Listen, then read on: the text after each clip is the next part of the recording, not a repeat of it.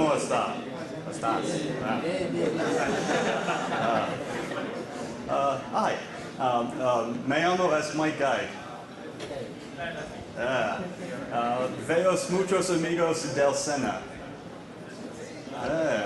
That is all of my Spanish, so at this point it's going to be English from here on out. So hello, my name is Mike Geig. I am a content evangelist at Unity Technologies, and today we're going to be talking about this Neon project, the Neon project that Arturo talked about earlier today. But we're really going to be talking about the pre-production of a game. You know, everyone kind of focuses on the production of a game, making your game. But the game comes from an idea, and a lot of times your ideas need to be tested and improved before you can even begin making your game. And that's what we're going to talk about. So we're going to talk about this pre-production, about how these things come together and how we form ideas and how we get our teams ready to concept and work on these ideas. Now, I'm going to be using several different asset packages. The first is our post-processing effects stack, which you can get from GitHub, and there's a link there, and these slides will also be available. And I'll be using version 2, the new version of that. I'm also going to be using volumetric lighting and fog, and that's just going to add a little bit of mood to my scene. And again, you can get that for free from our GitHub. And then I'm going to be using a bunch of assets from the asset store, from a bunch of different publishers. The assets themselves, you're going to see, don't really matter. It's about using them to prototype an idea and prove it will work before we get into a more heavy production. All right. So I don't like PowerPoint, so we're going to move past that. And I'm going to take a look at my scene here. So I've got a scene with just a bunch of stuff. All right? And these are different assets from the asset store. And you'll be seeing these quite a lot. Pay attention to this building right here. You're going to see this building a lot as we work here. And again, I'm using these assets from the asset store, but these don't have to be assets from the asset store. I could be using cubes or spheres or other primitives. I could go and get ProBuilder and do some sculpting or whatever. Just whatever I need to gray box and test out a level. What's really cool, and I'm not sure if you all know about this, we just announced a sort of partnership with Autodesk, which allows us to round trip from Unity into 3ds Max and Maya or back into Unity, which is really cool. So I can lay out my scene with squares, cubes, white box, whatever, take the whole thing over to Maya, sculpt on it, put new models, FBXs, whatever, and then move the whole thing back over to Unity, and everything will be in the same place with the same size and position and rotation. I don't have to move around stuff. I don't have to put it other places. It's just going to be where I want it. It's going to be a super time saver. It's really cool. If you're interested in that, Mark Schoenagel has a talk on that, showing you that here, I believe at 3 o'clock, but you'll have to check the schedule. I think that's what time it is. It's really cool. So anyway, so knowing that we can prototype and we can use sort of whatever, it's great, we can do that. And so what I'm going to do is I'm going to come down here. I've got this little sort of alleyway, and again, you're going to notice these are just cubes, right? Just standard cubes with some weird gray sandstone material on it. Nothing very special, nothing unique about that. And I'm just going to move my camera down here, and we have this alleyway. Okay, and this is the beginning of some prototyping. So we've got some cubes here, and you get these like sort of hatches and cylinders here on the wall. But again, that's a trick. That's really just that building on its side that's been just smashed down. And there's a lot of that in here where we just sort of reuse stuff all over this project. You come on over here, and you got some cubes, and then you've got that building again right there. And you have these, this is really just a small building that looks like generators, and that's on its side and upside down, and whatever, right? So I'm just prototyping with these assets. They may have some cylinders and whatever in this scene. On the ground here, I've just got some water, some basic reflection and whatever. We're using a reflection probe there. So that's kind of how the scene is currently laid out. Some very basic stuff. Okay. And so now I want to start turning this into an idea to prove it'll work so that I can get my artists working on it and designers, build some concept art, all before I start the expensive actual production process. All right. So for this scene, I have a couple ideas. What I'd like to do is I'd like it to feel moody and dark. It's going to be raining. I want it to feel cold. All right. I want it to be very much like Blade Runner. Okay. Bright neons contrasted by very dark and cold streets. All right? I want to sell the idea that I'm using a camera with a lens. So I need it to have lens effects. I need it to seem like an actual lens. And I want it to be like I'm there. I want it to be like I'm looking through a lens at this scene. Again, that's a trick they did a lot in Blade Runner and in a lot of movies like that cyberpunk style. And so that's what I want to see if I can achieve, you know, in prototyping here. So that's my goal. And I'm going to keep that in mind as I work. All right. So the first thing I'm going to do, and this generally is already done, is I'm going to turn on scene lighting. All right. So that already has a pretty decent effect of making it just seem darker. All right. So scene lighting, that's kind of important. All right. And so now what I'm going to do is I'm going to start just adding image effects, changing the quality, adding props and stuff like that to see what I can build. And so there are a lot of components and stuff on the camera and everything that are currently turned off. I could just turn them on there, but I also built this thing called a control board that's just going to have a bunch of buttons. It's just one place where I can just turn things on and off. That way I don't have to go to all the different game objects and turn them on and off. The script is very basic. It just says, if I click that button, turn something off. Or turn it on, right? Very basic. So the first thing I'm going to do is I'm going to turn on volumetric light scattering, all right? And what that's going to do is it's going to add a little bit of fog in the back. That simulates the light bouncing and then scattering like it would do if it was raining really heavily and there's a lot of humidity in the air. It adds haze, all right? So you can just see that there. I'm also going to turn on fog, all right? So fog is just going to be volumetric fog here. Again, you can download that for free from our GitHub. I had the link and I'll post it again. And so we can see some fog. Again, adds to the moodiness there. Now the next thing I'm going to notice is the light down here. So it's a wet ground and it's using a basic, I believe it's using the standard shader that has some specularity. And you'll notice that the light is very pixelated. All right? It looks bad. Right? Because the light is just hitting sort of low fidelity reflection and it's all these little dots and it just doesn't look like real, you know, water, real like reflection and all that.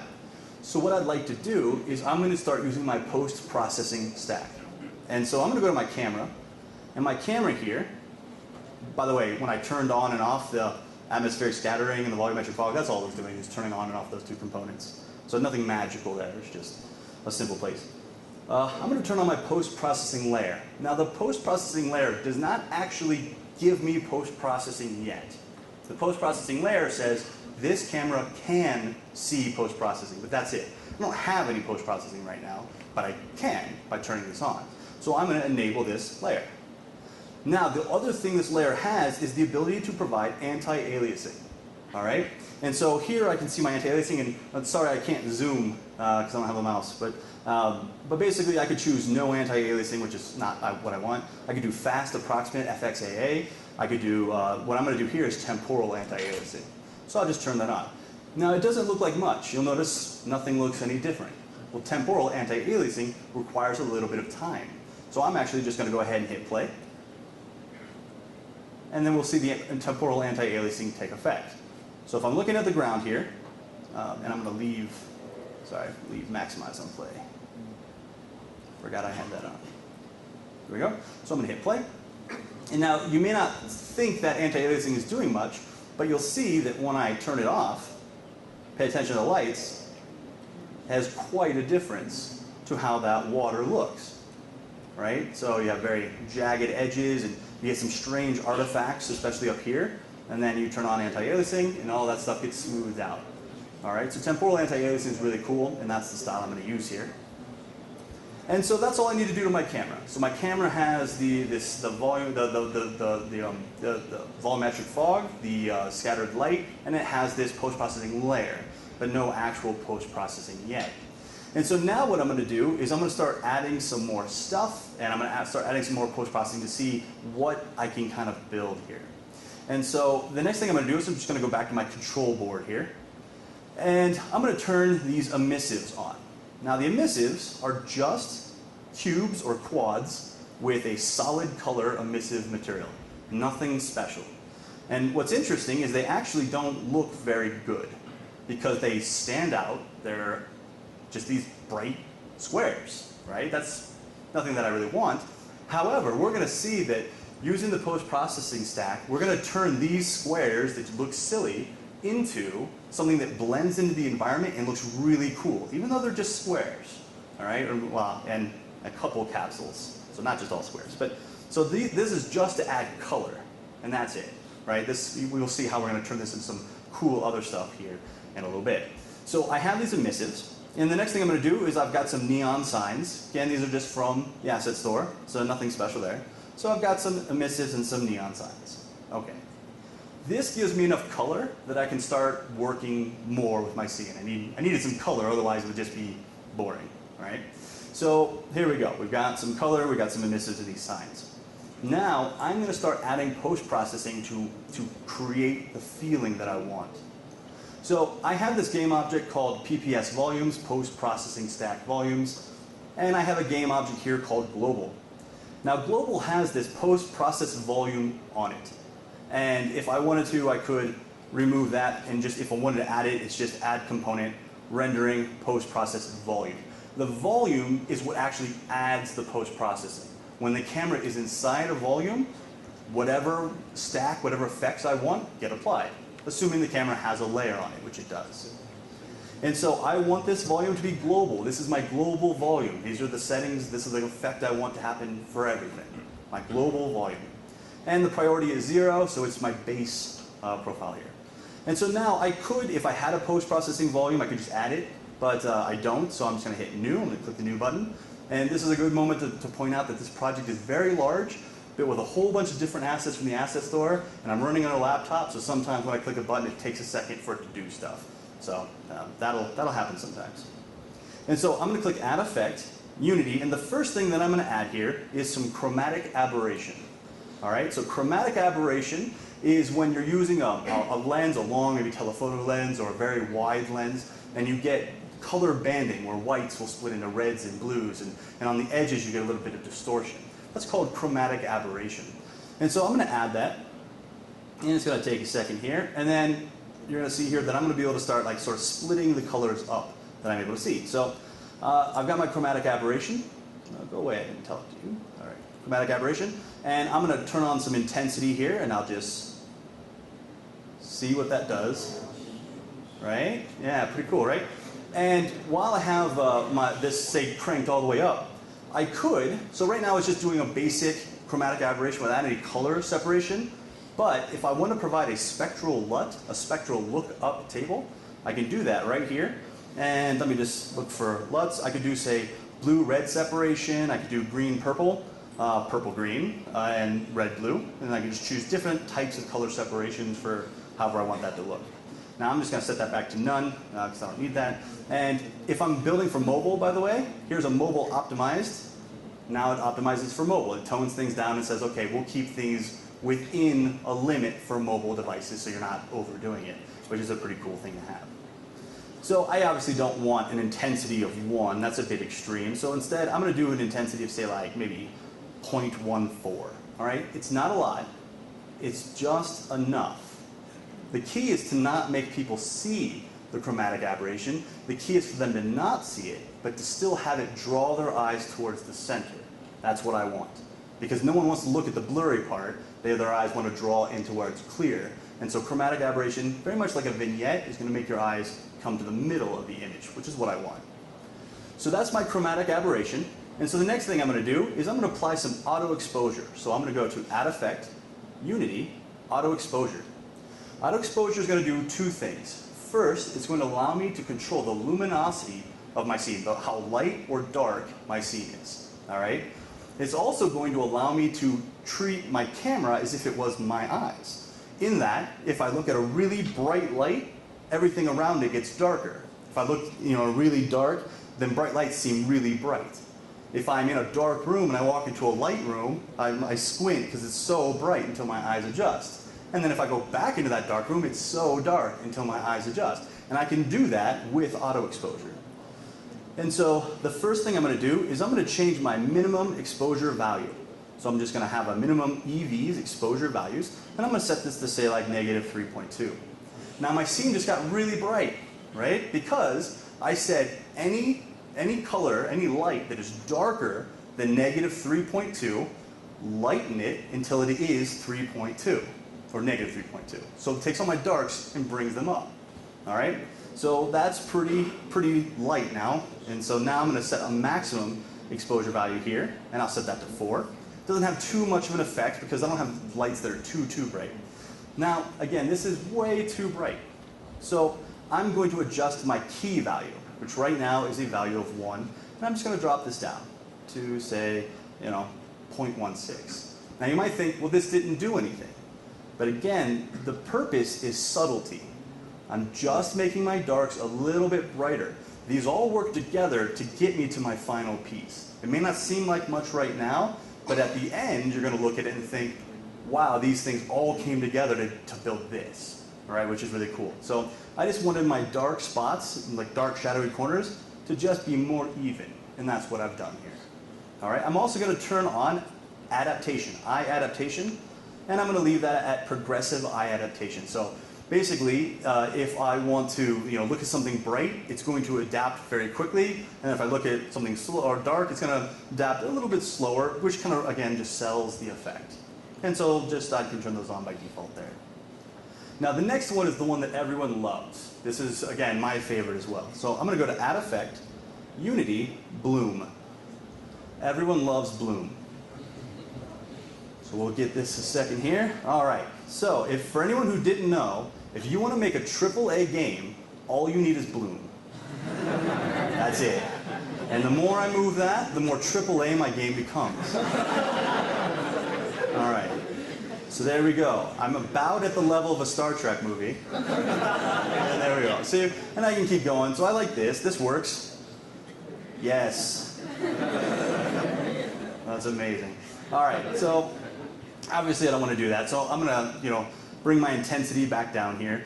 And for Bloom, I'm just going to leave an intensity of 1. I have a threshold of 1, so that's good. And again, subtlety is the name of the game. Just a little bit of that aura around my lights, right? That's what I want. That may not seem like much now. You might want to be like, hey, let's turn it up. But here's what's really cool. I'm just adding a little bit of a white aura around my lights. Later, I'm going to color correct, and that white aura is going to be color enhanced by the lights and become awesome. And these things, again, all work together. So, so just a little bit of bloom there. That's all I really need. I can go to my anamorphic rate, and this just changes sort of the shape of the bloom and kind of how it affects there. So I can just move that a little bit, but really that's fine. That's all I really need. Okay. And so the next thing I'm going to add here, one more effect. I'm going to add effect, Unity. I'm going to add Vignette.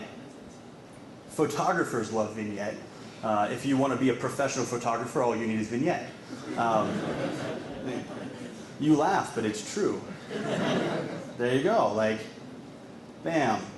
There. Now your eyes are just going to focus on the center. Perfect. Easy.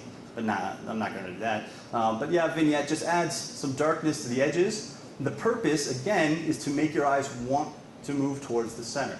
Humans evolved. We don't like being in dark areas, so we look towards the light. And so Vignette naturally makes us focus in. And so that's what we can use it for. And so I'm going to change the intensity of this down a little bit. I'm going to do, say, like 1.12. And I'm going to add some smoothness to it. Just going to sort of round it out and feather it a little bit more. And I'm just going to say that this is going to be rounded. And again, subtlety, just a little bit of subtlety, right? All right. The last effect I'm going to add right now, I'm going to go to Unity, and I'm going to add some grain. If anyone has ever filmed anything or taken pictures with their camera or their phone in a dark room, it's all grainy, right? Cameras have something called ISO, and as ISO goes up, makes you able to see dark stuff better. It adds a lot of distortion and grain. So I'm going to add some grain. And I'm just going to say that, yes, I want some colored grain, and I'm going to make my intensity something very, very small, like 0.8 or 0.08. Now you can't see grain unless your scene is running. Well, you can, but it moves when the scene is running. And it's, again, very subtle. You may not, you can't even see it on the projector there, but it's just in the light sources here and in the darkness, you can see just a little bit of grain distortion. All right, so we now have sort of the basis for what I want at this point. Now it's not final, it's just some of my color correction. However, we don't really see the effect we've had yet until we start adding some more items to our scene. We've actually added some color, we've added some cool stuff, but we can't see it because the scene is kind of empty. But if this was the point in pre-production where I said, okay, concept artists, maybe environment artists, this is the color mood I'm going for, start maybe putting together some color palettes and stuff like that, they could begin doing that. We have some idea. My level artists are working on my level because I've gray boxed the size of it. Now my concept artist and you know, art director can look over the color and say, okay, I like this color and I want to work with that. You know, and we're just moving along in the post-production or pre-production, right? So now I'm going to start working with more stuff. So I'm going to go back to my control board and I'm going to turn on props.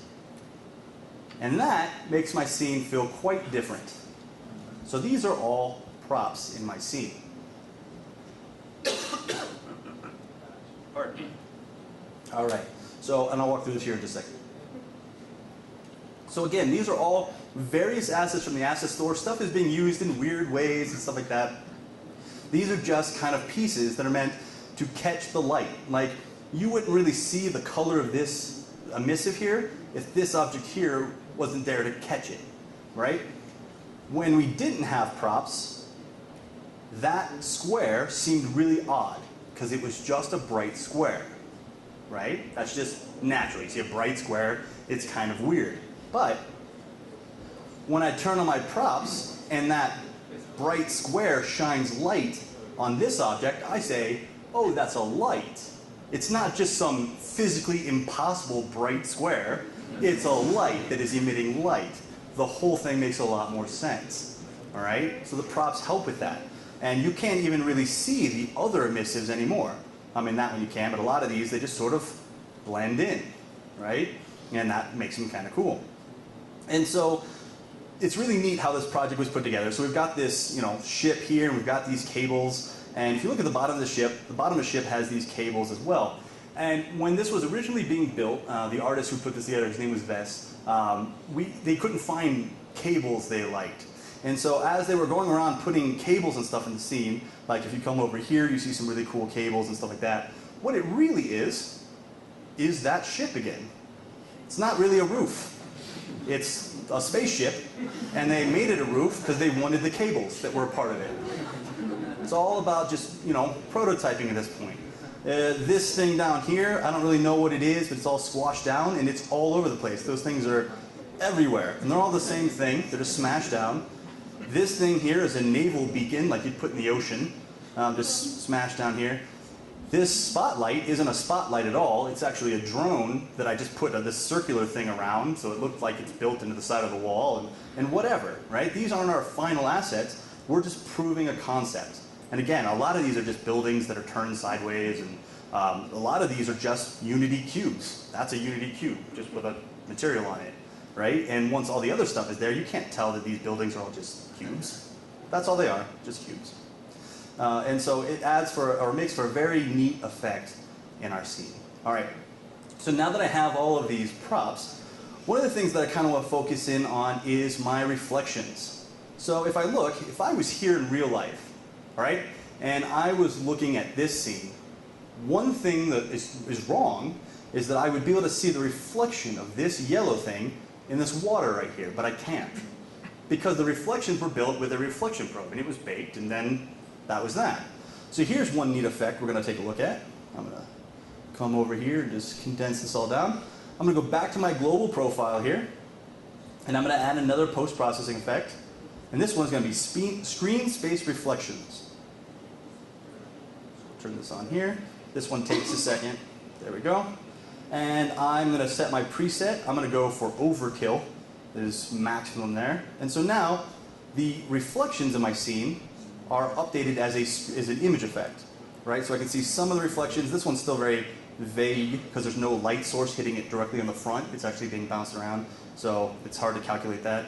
You can see the objects in the back are all reflecting, like there I can see the yellow canister because I'm further away and stuff like that. So screen space reflection and it's all real time. So if this object were to move at runtime, its reflection would be updated because it's not baked. It's calculated as a screen space effect, which is really cool.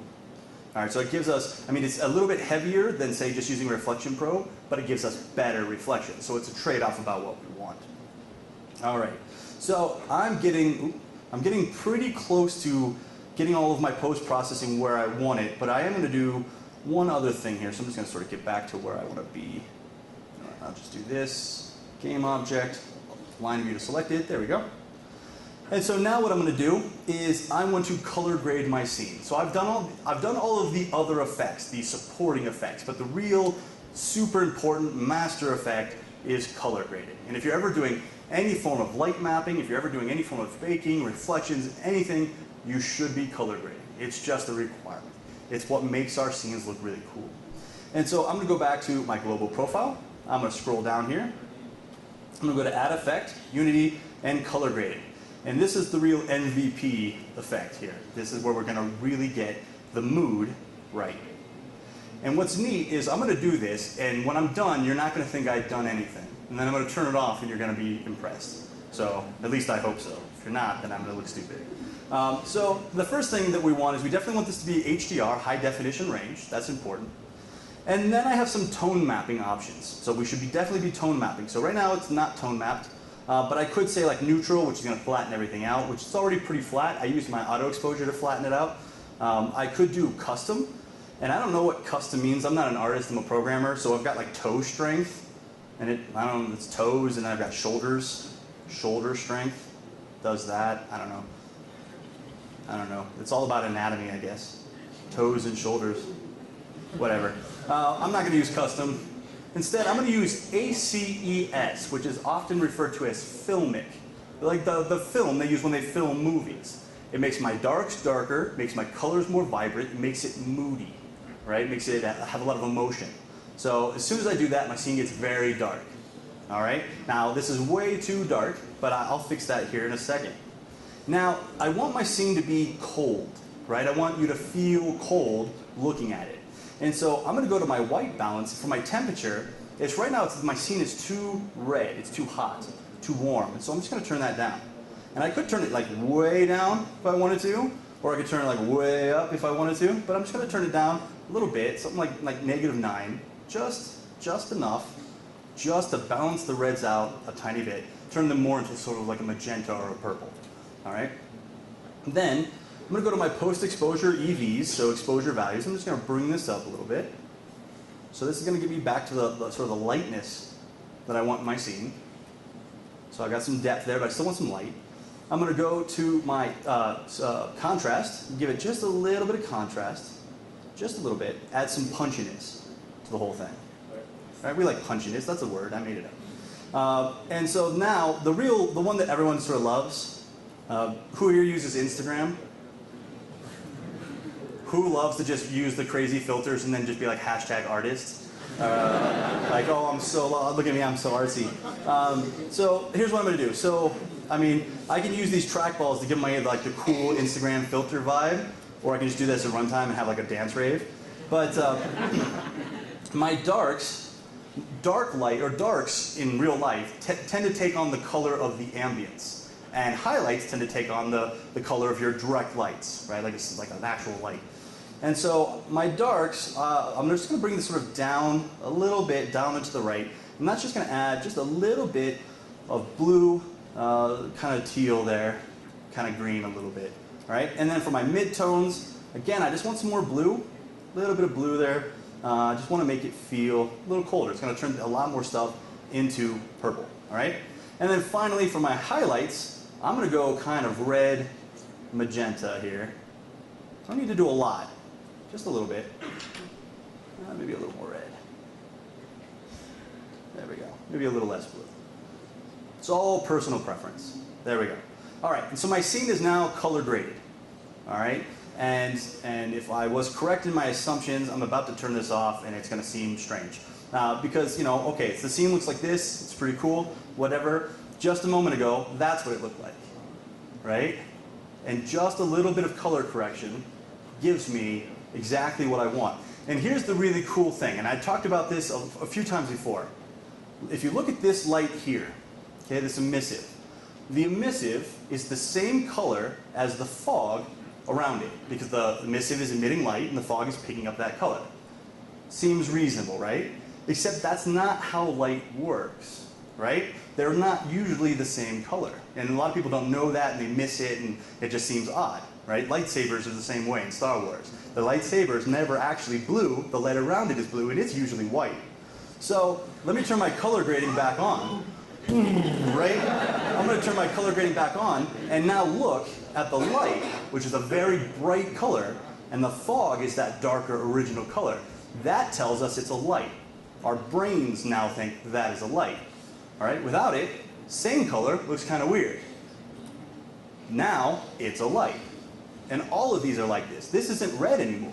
It was red, now it's kind of orangish, whitish, but the light it casts off is red, which is how lights actually work. The center of the light, the emission, is very bright, and then the light dies off, and you get the darker, more colorful stuff on the bounce, right? And now we have a color-corrected scene, which looks really cool. Now, I'm going to go ahead and hit play. And here, I'm going to be in play mode here, and I'm going to go back to my control panel, and I'm going to turn my free camera on, which is going to allow me to sort of fly around. All right, and one of the things I see are water droplets. All right, water droplets all over here. All right, but I don't have any rain. Where's my rain? Right, I got water droplets, but no rain. I got a real problem on my hands. So I could add a particle system that has rain droplets. Could do that, right? And a lot of times you do that, you put it right in front of the camera, it looks okay. But I'm not really interested in okay. Right? I want this to look cool. I'm trying to sell this effect in a really high quality way because I'm building my concept art out of this. And so I don't want to use like a simple particle trick. I could use like really impressive particles, but then it's expensive because you got so many particles and they're all calculating collision because they got to know when they hit the ground so they can splash and all that. And I don't want to do that. So far, I've been showing all of these built-in image effects, all of the Unity created ones. However, Unity has, in version 2, a now documented and streamlined API to write your own. And you can do all sorts of cool, wacky stuff with these image effects. So we have one here. I'm going to come on over to my global profile, and I'm going to come to the bottom, and I'm going to go to Add Effect, and I have Custom. And here I have one called The Rain FX. The rain FX. And what that does is it adds the rain to my scene as an image effect. So it's not really there, but my camera sees it. And so now I'm going to press play. And I have rain. And this is what's so much better about doing an image effect than doing a particle effect. Just like in real life, I really only see the rain in areas where I'm looking across light.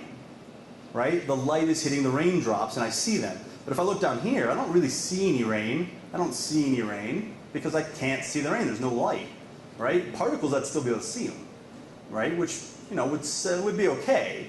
But this is better because I'm seeing it like real rain. It looks really, really cool. And it's just one image effect that's just drawing it on top of what the camera already sees, right? So it's really, really cool. All right, so that's our the rain, which I just like saying. Okay. So now what I'm going to do is I am going to, my camera right now is a bit lifeless. It just sits there, right? I mean, I can move it around or whatever, but I'm selling an effect. And so what I'm going to do here is I am going to go to my timeline window here. I don't know if anyone's used timeline before, but it's pretty awesome. And I'm going to look up an animations timeline right here. And I am going to go ahead and, well, first off, I'm going to close and reopen that window because there's a fun little bug in there where sometimes the numbers don't appear. So if that happens to you, that's what it is. So I'll just close and reopen it. So I'm going to grab my animations here. There we go. Now I have my scrubber. And so I have a slot here for a camera. So I'm just going to drag my camera down here. Well, it also helps to lock the timeline window. There we go. So that doesn't happen. All right, main camera down here. And what's cool about using timeline for this is that I could hit play and this could run. Or if I don't want to bother going into play mode, I can just use the scrubber to see what my camera's going to do, right? And this timeline has actually been controlling all of this animation this whole time. So now my camera is just also controlled by it. And so I've got my camera sort of moving around here, and if I want, I can just hit play, you know, it'll slowly sort of pan around, and it's going to move with some inertia and do some cool stuff there. And as I look at this, I'm going to scroll down, and I'm going to notice a spot. All right, I'm going to notice as I come down here, I've got these like cables. And they get kind of close to the camera, and they're not the highest fidelity of cables. What I really like to do is I don't want people to be looking at these cables. I want their eyes to be drawn into the scene. So I'm going to add a depth of field effect. And so I'm going to just leave my scrubber right here on timeline, right? So my camera is right there. And I'm going to go over to my global volume. I'm going to scroll down, I'm going to go to add effect. I'm also talking faster because I just looked at the time. I've been going way too slow here. And I'm going to add some depth of field. And so I'm just going to treat this like a camera lens, and now I just get to determine what type of lens. So I'm going to set my focal distance to, say, 20, and I'm going to set my aperture. Right now it's a 5.6 lens. I'm going to make it a 0.9 lens. And then my focal length, I'm just going to set that to about 40. All right, and so now we can see those cables are out of focus, which makes me want to look past them into the scene. Now, okay, that's neat. But as I'm moving here, I notice one of the scene props is this sort of red car right here. And maybe that's important to my story. Maybe I want to highlight that, or there's something important about it, or maybe I just like it, right? Maybe that red car has some importance to me. Well, I can't see it now. It's all blurry. So how do I look at that? I could remove my depth of field. I could try to animate depth of field on this profile, which is more complicated than it needs to be. I don't want to do any of that stuff. Here's what I'm going to do instead. I'm going to use the power of the post-processing stack. I'm going to go to this other depth of field game object. Again, has a post-processing volume on it. It is global and has a priority of 1. It will overwrite any stack with a lower priority. Okay? So I'm just going to give it a new profile here. I'll just hit new. And there's only one thing this one's going to do. This one is going to have a different depth of field. And so we'll let this add here in a second. You can do it. Add effect. Unity, depth of field, and I only need to tell it which property I want it to overwrite. I don't even have to set all of them, because the base one, my global one, set all of the different depth of field options. I only need to tell it which I want to override. And so I'm going to only override the focal distance. And I'm just going to bring it in until I'm focused on the car. So something like that. But I now have another problem. The rest of my scene is super blurry. Well, what do? So I'm not going to try to blend between these or anything like that. I'm going to go to this volume, and I'm going to notice it has a weight.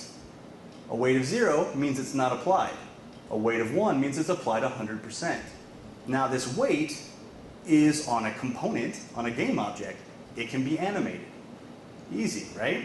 And so I have right down here on my timeline a clip that's looking for post-process volume dot weight. 0 to 1, back down to 0. Okay, I'll just click and drag my depth of field right on there. It's really lucky I thought about having that, because otherwise this would be really weird. All right, so now watch this. So I'm just going to move maybe my scribble right here. So remember, I'm still focused into my scene. Everything in front of me is blurry. I'm just going to hit the preview play down here. And watch as it gets closer to that car. Focuses in on the car. Okay, yeah, that's the car. And then focuses back to everything else. All right, all I did is animate that slider. I didn't change the profiles or anything like that. All right, I've got like 2 minutes, but there's one other really cool thing I want to show you. All right, so we have this scene. It looks pretty cool. I didn't mean to do that. Stop. But one thing that I kind of noticed is that this spotlight shines directly into my camera. What happens when you shine a bright light directly into a camera?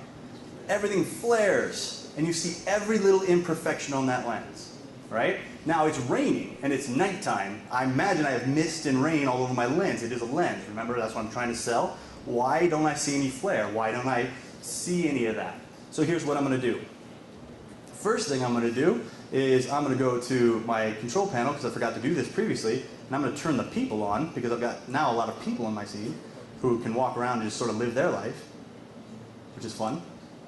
And I'm going to move my timeline to where the light is shining right there at my camera. And I'm going to go to that searchlight. And that searchlight has a collider on it, a cone collider, which I can see right here.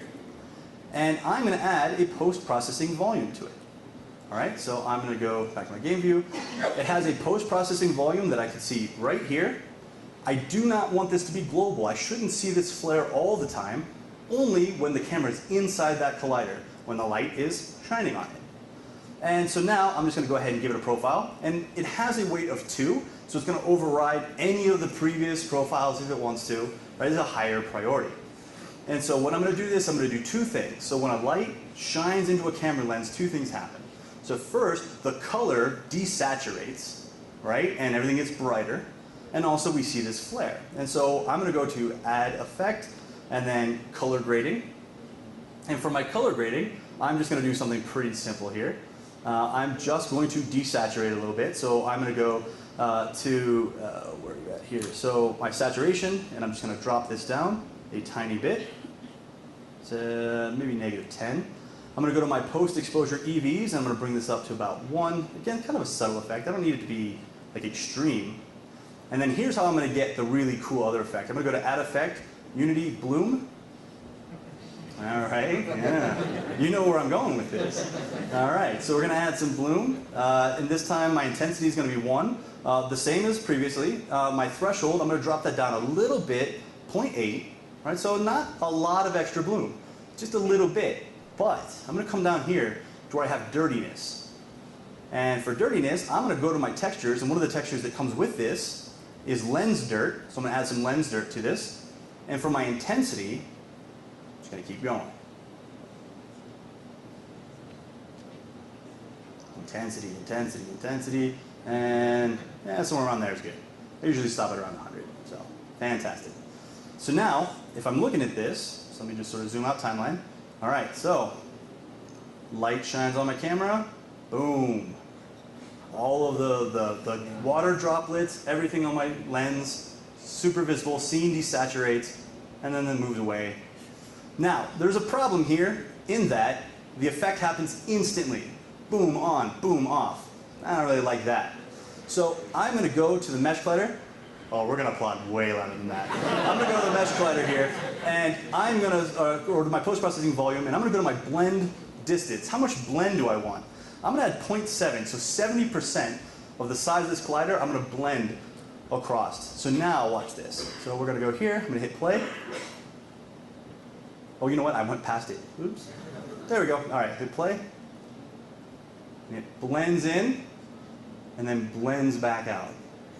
All right, as the light passes over our lens. And so at this point, we have what we started with. All right, so if you'll bear with me a second.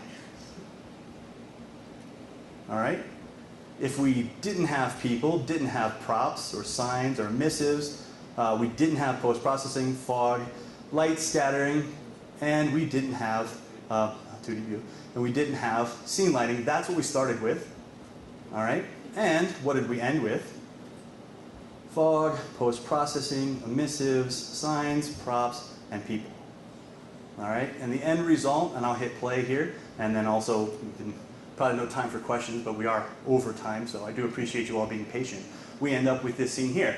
This scene that my concept artist can work with, that, you know, the people that are blocking out animations, the people that are designing my characters, that are coming up with my story, people that are doing all of these things can work with, all in pre-production, all just by me. And I'm just some guy, I don't know anything about any of this stuff, I'm not an artist in any way, but I can make something without anything custom that looks like this, just using stuff that was found on the assets list, right? It's really, really cool. Okay, I'm way over time. Thank you all so very much. We'll provide the slides and everything you can download it.